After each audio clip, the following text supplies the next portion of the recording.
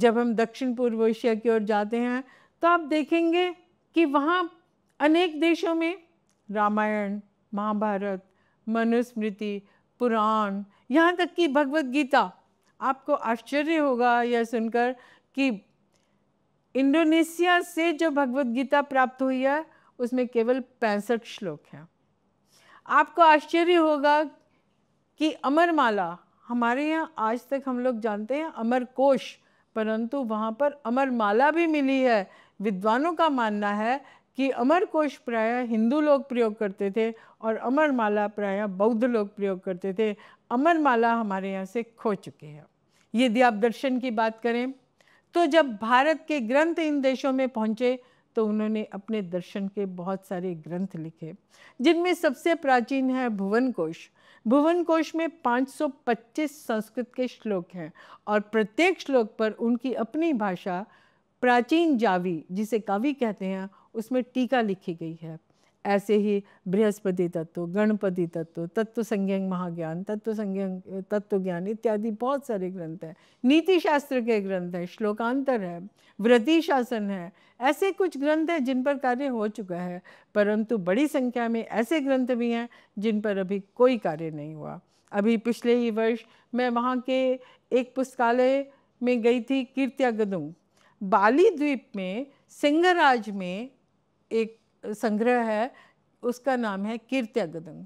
कीर्त्यागदुंग में 2000 से अधिक संस्कृत की पांडुलिपियाँ सुरक्षित हैं। लोनतार कहते हैं, लोनतार का अर्थ है कि वह ताड़पत्र पर लिखी गई हैं। ऐसे प्रकार की 5000 लोनतार डच लोग अपने साथ नेदरलैंड्स, जिसको अब हम कहते हैं हॉलैंड, वहाँ ले गए थे। डच लोगों को बड़ा आश्चर्य हुआ कि इंडोनेशिया जैसे जिसको वो कॉलोनाइज कर रहे हैं, वहाँ पर इतना ज्ञान है। उन्होंने सारे ग्रंथ इकट्ठे किए और आपको आश्चर्य होगा सुनकर कि कीर्त्यागदुंग में 2000 से अधिक पांडुलिपियों के साथ साथ 7000 ग्रंथों के ट्रांसक्रिप्शन अर्थात लिप्यंतर, उस समय की जो प्राचीन जावी लिपि है उससे रोमन में ट्रांसक्राइब किया है और उनको टाइपराइटर पर टाइप किया है और उनके यहाँ इसकी अलमारियाँ भरी हुई हैं। जब मैंने देखा तो बड़ा दुख हुआ कि ये काम दोबारा कौन करेगा, बड़ा कठिन है। असंभव नहीं तो संभव भी बहुत कठिन है। वे आज पत्र भी इतने जीर्ण हो चुके हैं कि भारत को तुरंत उनका डिजिटाइजेशन अर्थात चित्रण करना चाहिए, ताकि जो इतना बड़ा कार्य 7 सहस्र संस्कृत के ग्रंथों का लिप्यंतर डच लोगों ने किया उसको सुरक्षित कर सकें।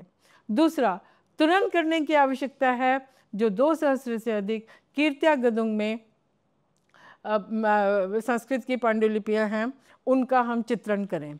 वहाँ का वातावरण ऐसा है कि उसके कारण बहुत जल्दी उनमें कीड़ा लग जाए, दीमक लग जाए, क्या हो जाए कुछ पता नहीं है। उसको तुरंत सुरक्षित करना ये भारत का दायित्व है। भारत नहीं करेगा तो ये कार्य कौन करेगा। कीर्त्यागदुंग के साथ साथ और भी कई ऐसे स्थान हैं जहाँ पर संस्कृत की पांडुलिपियाँ आज तक बाली द्वीप में भी सुरक्षित हैं।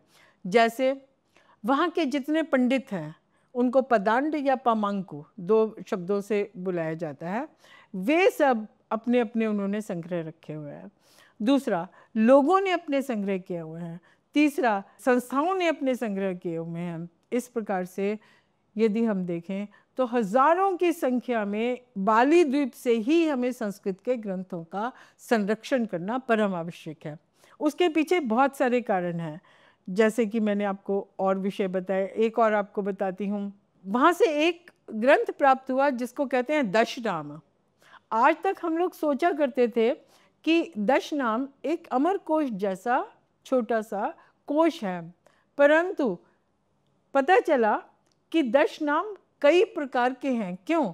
क्योंकि वहाँ पर जो भी लेखक होते थे, जो कवि होते थे, जो इतिहासकार होते थे, जो संस्कृतज्ञ होते थे, वे अपने अपने लिए छोटे छोटे कोश बनाते थे, अपने लिए व्याकरण बनाते थे। उन्होंने कितना इनके आधार पर साहित्य का सृजन किया। जैसे महाभारत है, महाभारत आपको वैसी की वैसी महाभारत बाली में इंडोनेशिया में नहीं मिलेगी, परंतु उन्होंने उसके आधार पर अनेक विषयों को लेकर अनेक ग्रंथ लिख दिए हैं, जैसे भारत युद्ध है, अर्जुन विवाह है और बहुत सारे हैं। रामायण की आप बात करें तो इंडोनेशिया की रामायण ना तो वाल्मीकि रामायण के अनुसार चलती है और ना रामचरितमानस के अनुसार चलती है, परंतु वो अधिक जो उसका संबंध दिखाई दे रहा है वह है भट्टी काव्य से। अब इंडोनेशिया के रामायण के कितने लोनतार हैं, किस किस रूप में, किस किस संग्रह में आज तक सुरक्षित हैं, ये हम सबको उस पर कार्य करना चाहिए। जैसे एक बड़ी सुंदर पांडुलिपि मुझे वहाँ मिली, उसका नाम है स्मरदहन। स्मरदहन आपने सभी ने भगवान शिव ने कैसे कामदेव का दहन किया, क्यों किया इत्यादि कथा सुनी होगी। उसका एक सचित्र पांडुलिपि वहाँ से प्राप्त हुई है। ऐसे ही जैसे हमारे यहाँ पंचतंत्र की कथाएं हैं, वैसे ही तंत्री कामंदक नाम से वहाँ से एक ग्रंथ प्राप्त हुआ है, वह भी सचित्र है। और भी अनेक पांडुलिपियाँ अनेक विषयों को लेकर वहाँ पर लिखी गई।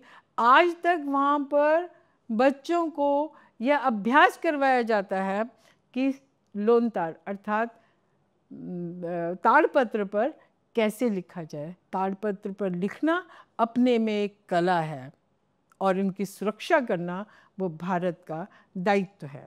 बाली के अतिरिक्त जावा में भी अनेक स्थानों पर यह हमें संग्रह प्राप्त होते हैं, जैसे जोग्यकार्ता, सुराकार्ता। सुराकार्ता में एक है रेक्स पुस्तक ऑफ द मंकुंग नगर, शासन पुस्तक ऑफ द क्रातन कसुमानन। वहाँ पर राजाओं ने प्रश्रय दिया, सब उनको विद्वानों को इस प्रकार के ग्रंथ लिखने की सुविधाएं प्रदान की और इसमें स्वयं को उसमें से उन्होंने जितना जितना संस्कृत के ग्रंथों पर जो राजा काम करता था वो उसमें इतना अपने आप को गर्वित अनुभव करता था। यही बात चाइना में भी आपको देखने को मिलेगी, यही बात आपको अन्य देशों में भी देखने को मिलेगी। योग्यकार्ता में जैसे एक स्थान है विद्या बुदाया ऑफ द क्रातन कसुल्तानन पेरकुस्तान पूरा ऑफ द पाकू अलामान। इस प्रकार के अनेक संग्रह हैं। इन सब के कुछ के कैटलॉग बने हैं, कुछ के नहीं बने हैं। भारत का ये दायित्व बनता है कि वह इनके कैटलॉगिंग करें, इन पर रिसर्च हो, इनका चित्रण हो, जिससे कि वो सुरक्षित हो जाए।